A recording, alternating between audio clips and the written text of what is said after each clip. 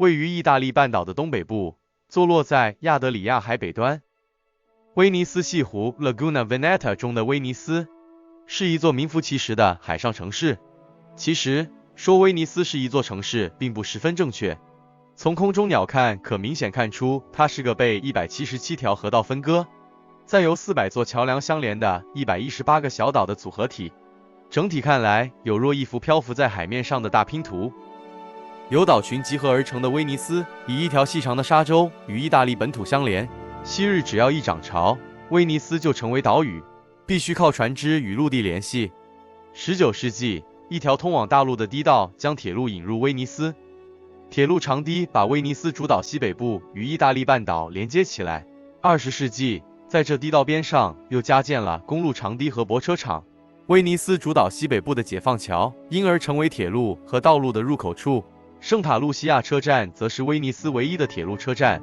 除了城市北部边缘的铁路和公路终点站之外，由于城市历史中心的旧市区街道狭窄，运河取代了公路的功能，城区内主要的交通模式是步行与水上交通。这种特殊的建设方式使得威尼斯成为欧洲最大的无车城市区。这个城市本来只是一群散落在西湖中的岛洲。西元5世纪的后期，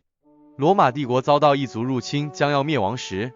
许多难民逃难到此地来安身，开始形成了几排建造于木桩上的渔村。经过100余年的不断扩建，到了西元697年，威尼斯发展成水上的完整都市，成立了威尼斯共和国，并且推选出公爵为第一任的行政领导人。威尼斯共和国是中世纪和文艺复兴时期的主要金融和海运力量，是十字军东征和勒班陀战役的集结地，也是从13世纪直到17世纪末的一个非常重要的商业，特别是丝绸、粮食和香料和艺术中心。威尼斯市被认为是第一个真正的国际金融中心。9世纪逐渐形成，14世纪达到了顶峰，这使威尼斯在其大部分历史中成为一座极为富裕的城市。后来因为土耳其人对地中海东边航权的控制，促使欧洲国家寻找其他航线的欲望，威尼斯因此在海权的控制上失去了大部分的重要性与影响力。1797年，威尼斯被并入奥地利哈布斯堡君主国的领土，因而成为欧洲各地王公贵族度假休闲的最佳场所。威尼斯遂从一座贸易大城，逐渐转变为举世无双的观光都会。1866年，由于第3次意大利独立战争而举行的全民公投，威尼斯成为意大利王国的一部分。一向善于经商的威尼斯人仍一本善用城市特点的材质，把威尼斯经营成意大利最重要的观光城市之一。威尼斯共和国的历任公爵都偏爱奢华的建筑风格，当时的臣民因此深受其苦，但威尼斯却因为他们而留下了许多华丽的建筑，也因此在文艺美术与音乐方面都各有所长。威尼斯主要的交通干道就是大运河，大运河呈反 S 形贯穿整个威尼斯中心，河面宽度由23公尺到770公尺，是本城的水上交通要道。它长达3.8公里的河道，宽30至90公尺，平均深度5公尺，形成2个状如扳手的市区。其余的小运河则又把这2只扳手分割成许许多多的小岛，这些以大运河为主干的小运河分支出如同网状的水路网，在岛上形成完整的水路运输系统。一些重要而著名的建筑均建于大运河两侧，小运河畔则多是造型小巧优雅，有着美丽阳台和窗台的住家。搭乘弯月形小舟 gondola 穿梭在平坦广阔的大运河和绿荫高墙交错的小运河中，欣赏属于威尼斯的特有景观，可说是威尼斯最迷人的时刻。威尼斯水都坐落于水面之上，市内又有多达177条的大小运河。在这种完善的水陆交通系统之下，最常见的水上公用交通工具有3种。1. 铁壳平底的水上巴士，负责罗马广场到圣马可广场之间的交通，以及前往附近各离岛的运输，可载客约100人左右。2. 尖底小汽艇充当的水上计程车，依照大小不同，可载客7到15人，当地人称之为 water taxi。它既是水面上最快速的，也是费用最贵的船只。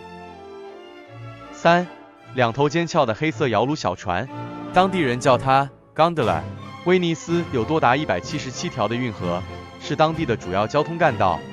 旅客到这儿搭乘游览船来往于各条运河之间，是极富情趣的乐事。黑色的游览船是威尼斯所独有的特产。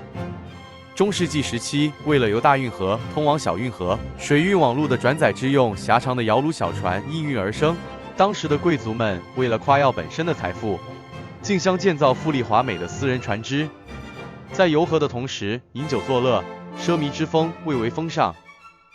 但是像这样大小不同、外形各异的私人游览船，不但看来凌乱，也在狭窄的小运河造成拥塞的问题。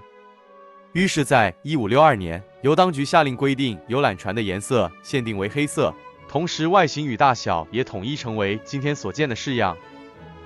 自古以来世袭的船夫叫做 gondolier， 他们的身手矫健，个性活泼开朗，